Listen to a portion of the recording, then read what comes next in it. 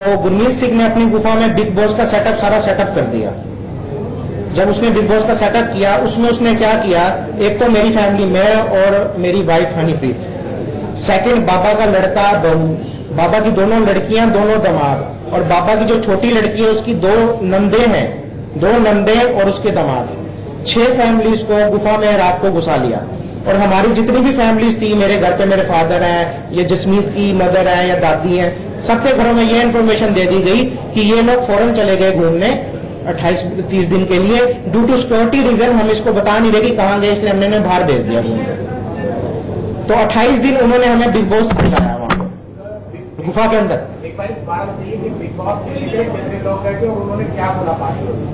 हाँ जी, big boss खेलने कितने लोग गए थे और आपके बाकी जो लोग थे उनके आपके बारे में क्या बोला? मैंने आपको क्लियर किया कि एक तो बाबा जी की लड़का बहू, एक कपल वो, दोनों लड़कियां, दोनों दामाद बाबा जी की, चौथा कपल मैं, और 2 कपल जो छोटी लड़की के लड़की और दामाद थे 2। 6 कपल उन्होंने अंदर लिए और सबके घरों पर यह मैसेज दे दिया कि उनको फौरन भेज दिया गया। ठीक है, दैट्स क्लियर। लेकिन ऐसा क्यों? तो बिग बॉस खिलाना था तो बाबा ने उसको हैंडल करना था, तो कैसे कहता कि मैं अंदर बिग बॉस खिला रहा हूं? अच्छा, ये सबसे छुपा के गेम हुआ।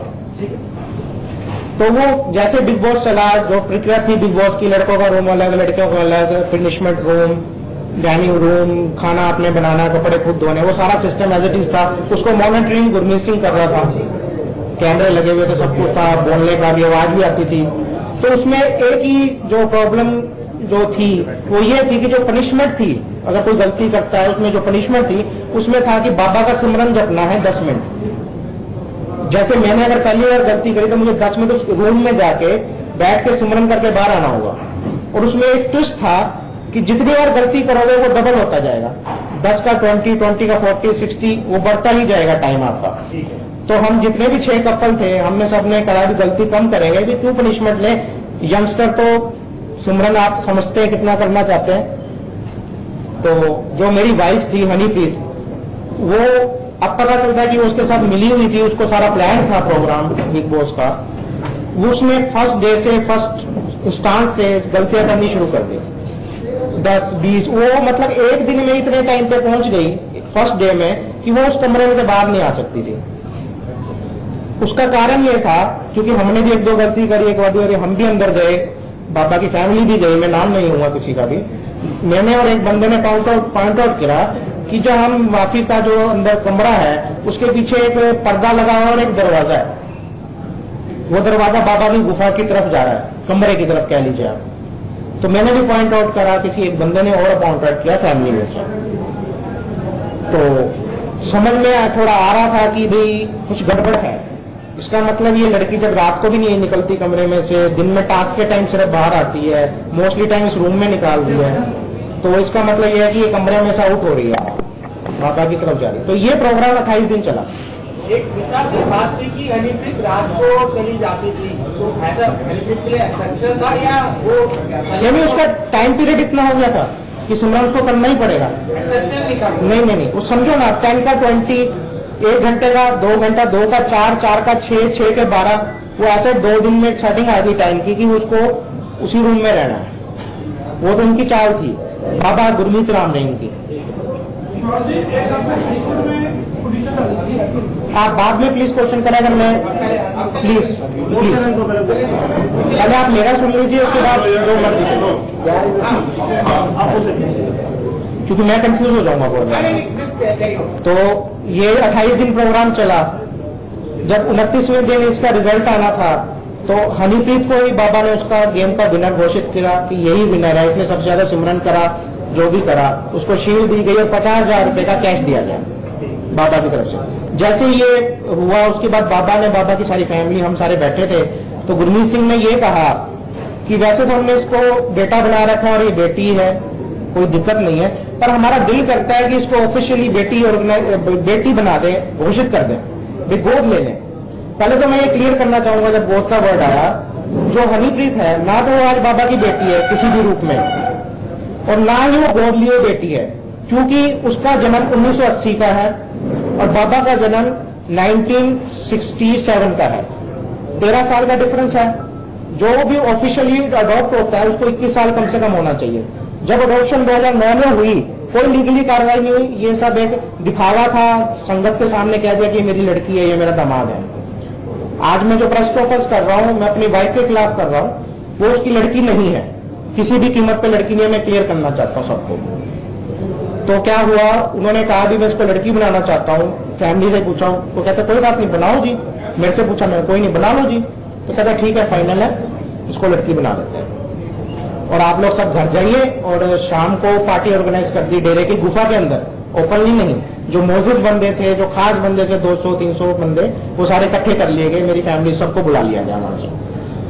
तो शाम को पार्टी करी तो वहां का डेरे के प्रबंधक या जो भी था उस टाइम, उसने अनाउंस करा कि भी ये आज से ये गुरुजी ने गोद ले ली है लड़की, और ये बाबा जी की मंझली बेटी है, बड़ी बेटी से सेकंड बेटी है, क्योंकि एज का डिफरेंस था, और ये बाबा जी का दामाद है।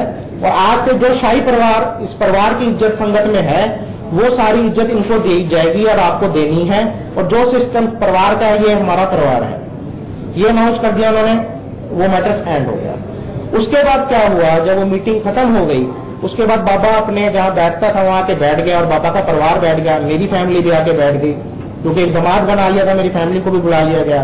सबसे बाबा मिला, हाल चाल पूछ के जब सब उठ के जाने लगे, बाबा की टोटल फैमिली भी चली गई, सब चली गई। मैं और हनीप्रीत को रोक लिया गया बाद में, लास्ट में रोक के मेरे को बाबा ने कहा कि ऐसा है विश्वास, 28 दिन से तो हम बिग बॉस खेल रहे थे, टाइम ही नहीं मिला मिलने का आपस में, तो अब तो बेटी भी बना लिया इसको। मैं कहा जी बिल्कुल बना लिया है। तो वो कहने लगा कि एक बेटी अपने बाप के घर, बेटी अपने बाप के घर एक रात तो रह सकती है, मगर जरूर रह सकती है, बाप बेटी का रिश्ता है, वो तो पहले भी मुझे कोई दिक्कत नहीं थी। तो फिर ऐसा करो, आप जाओ अपने घर और ये यहाँ रहेगी, आप सुबह ले जाना इसको। मुझे हैरानी हुई, पर मैं कहा चलो कोई बात नहीं, ठीक है। तो अपने बंदों को कहता जाओ जाओ जाओ, इनको छोड़ के आओ। और जैसे इज्जत देते हैं ना, इनको घर छोड़ के आओ, तो दामाद बन गए, इनको घर छोड़ के आओ, गाड़ियां लगाओ, मतलब उसने वो कोशिश करी। तो मुझे घर भेज दिया गया। सुबह हनीप्रीत का मेरे मोबाइल पे फोन आ गया, 10 या 10:30 का टाइम था, कि आप ले जाओ मुझे आके। तो उसी टाइम बाबा ने डेरे की एक जिप्सी, 2 जिप्सियां मुझे दे दी, गनमैन दे दिए, सरकारी दे दिए, पर्सनल पीएसओ दे दिए। जो डेरे का डमडमा था, Z+ का कह लो, डेरे का पर्सनल कह लो, दिखावा कह लो, वो सारा कुछ ने मुझे दे दिया। उसका मकसद ये था कि ये लड़का इस दिखावे में, पैसे में, पावर में धुत हो जाएगा, और लड़की के साथ मैं अपना काम चलाता रहूंगा, दुनिया की नजर में पति पत्नी रहेंगे, काम मेरा चलता रहेगा। और इसके पीछे एक बहुत बड़ा कारण मैं और बताना चाहता हूं। जब 1999 से पहले सीबीआई के केसेस सारे खुल चुके थे, चार्जशीट भी मेरे ख्याल से हो चुकी थी, बहुत बदनामी भी हो चुकी थी साथियों के इसमें, तो उसमें ये चाहता था कि भी एक पक्का बंदा रख लिया जाए, भी ज्यादा मुंह मारने का कोई फायदा नहीं है, एक पक्का अड्डा है, मेरी बीबी के रूप में लड़की रहे, मैं उससे ही गुजारा कर लूं, भी बहुत बदनामी होगी, उम्र भी हो चुकी है, उम्र भी हो चुकी है। तो उसने ये पक्का इरादा किया, और ये फैक्ट है। आज जो भी मीडिया बोल रहा है, मैं बाद में बात करूंगा इस बारे में। तो मैं आया, मैं लड़की को ले गया, तो एक दिन नेक्स्ट डे भी यही प्रोसीजर चला। वो कहती मुझे सेवा करनी है, मुझे गुफा में काम है। वो नेक्स्ट डे भी मेरे पास नहीं आई, चलो चलता रहा। मन में थोड़ी प्रॉब्लम होनी शुरू हो गई कि ये क्या कहानी है, भाई लड़की बनाई है कि क्या है, क्या सिस्टम क्या है, कुछ समझ में नहीं आ रहा था। चलो जी, इनका 25 जनवरी का भंडारा होता है बड़े गुरु जी का, तो ये हर स्टेट में बनाते हैं। तो फर्स्ट वीक का यूपी में भंडारा था, तो एक दिन का ही गैप था शायद, तो बाबा वहां चला गया यूपी। तो हम भी बाबा के साथ थे, वो लड़की दमाद के रास्ते में इनका भालगढ़ में एक आश्रम आता है, वो लड़की भी मेरे साथ मेरी गाड़ी में ही है, मेरी पर्सनल गाड़ी जो पहले हुआ करती थी।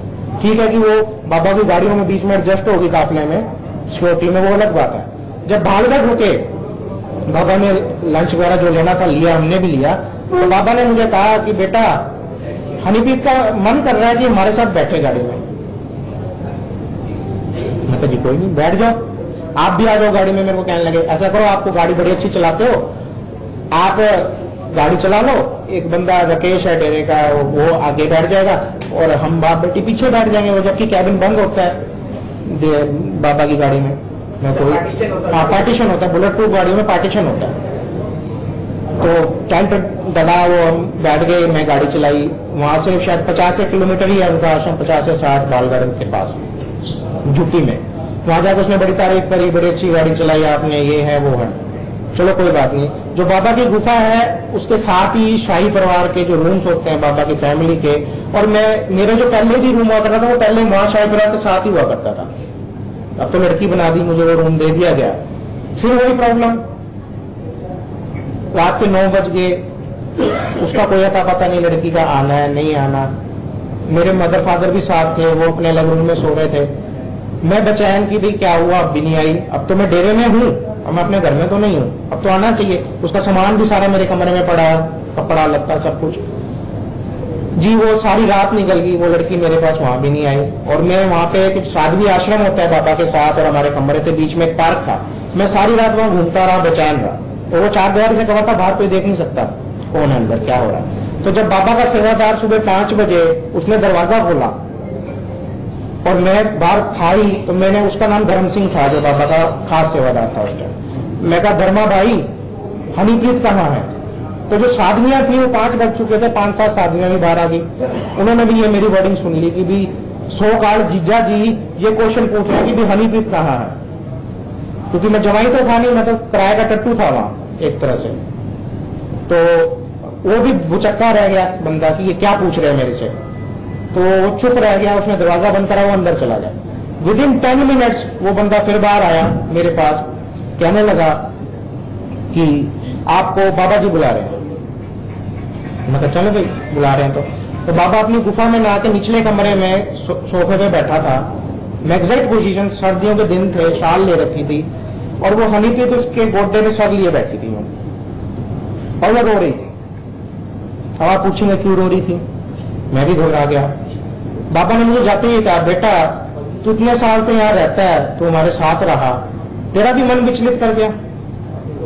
बेटा हमें तो सारी रात से बुखार है, और बुखार होने की वजह से हम, ये लड़की यहाँ रही, अपने बाप की सेवा करी, ये कैसे जाती कमरे में, और तेरा मन खराब कर गया।